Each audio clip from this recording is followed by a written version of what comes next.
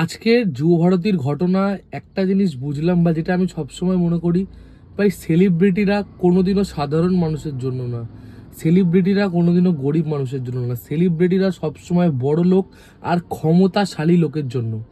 আজকে যুবভারতীর এই ঘটনা দেখালো যে তোমার হাতে ক্ষমতা আছে, তো তুমি সেই জায়গায় পৌঁছতে পারবে, তোমার হাতে ক্ষমতা নেই তো তুমি পৌঁছতে পারবে না। শুধু যারা আজকে মেসির সাথে ঘুরছিল ফিরছিল তারা প্রত্যেকে সমাজে ক্ষমতাশালী লোক। আর যে মানুষগুলো নিজের গাঁটের টাকা খরচা করে রাতের পর রাত জেগে কাজ করে কষ্ট করে পয়সা জমিয়ে বাবার থেকে ধার করে মায়ের থেকে ধার করে খেলা দেখতে গেছে 4-5 হাজার টাকা টিকিট কেটে, তারা বঞ্চিত। সাধারণ মানুষের জন্য কখনোই কোনো মানুষরা না, হাইফাই মানুষরা না, কোনো সেলিব্রিটি না, সবাই হলো বড় লোকদের জন্য। তুমি যত বড় লোক তুমি তত বেশি ক্ষমতাবান সমাজে। তোমার কাছে পয়সা নেই তো তুমি কোনো রকম ক্ষমতা রাখতে পারবে না। আজকে যুবভারতী যেভাবে ভাঙচুর হলো, এর নিন্দনীয় ভাষায় মানে বলার নেই। এরম আমি মানে নিন্দনীয় ভাষায় বলছি ম্যানেজমেন্টকে, যারা মেসিকে এনেছে তাদের বিরুদ্ধে বলছি।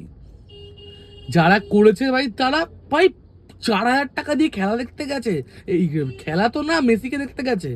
আর কি হচ্ছে ভাই, এটা কি ম্যানেজমেন্ট, কি অবস্থা আমি জানি না। জাস্ট যুবভারতীতে মাঠে নেমে এসছে মানুষরা।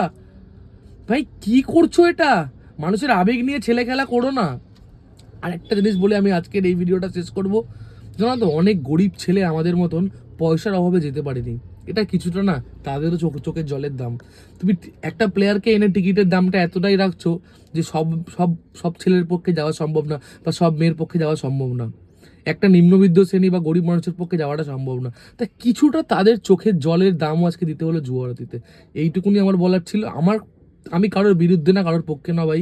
আমি এইটুকুনি চাই যে প্রত্যেকটা মানুষ যেন জীবনে সারা জীবন সমান অধিকার রাখে।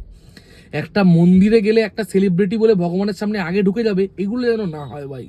ভগবানের সামনে, আল্লাহর সামনে সবাই সমান, ওনারাই হচ্ছে সেলিব্রিটি। এই যারা সমাজে যে তারা কেউ সেলিব্রিটি না।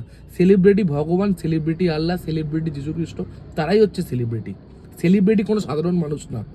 আমি এইটুকুনি মনে করি। তোমাদের জন্য আজকের এই ভিডিওটা ছিল যে কিছু মানুষের চোখের জলের দাম দিল আজকের যুবভারতী। টাটা।